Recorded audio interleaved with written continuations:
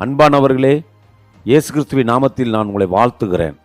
இன்றைய ஒளியின் ஒளி அப்போஸ்தலர் புஸ்தகம் 22ஆம் அதிகாரம் 16வது வசனம்.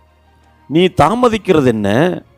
நீ எழுந்து கர்த்தருடைய நாமத்தை தொழுது கொண்டு ஞானஸ்நானம் பெற்று உன் பாவங்கள் போக கழுவப்படு என்றார்.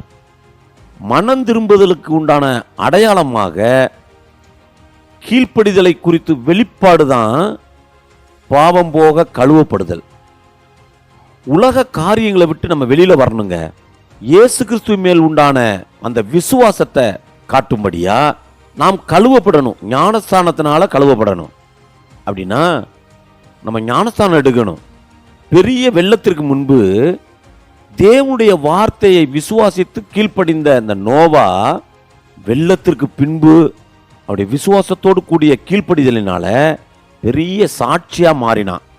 ஞானஸ்தானத்தினால பாவம் நீங்க கழுவப்பட்டு புதிய மனிதர்களை தரிப்பித்து கொண்டவர்களாக மற்ற மனிதர்களுக்கு முன்பாக ஒரு சாட்சியுள்ள மனிதர்களாக நம்ம வாழணுங்க.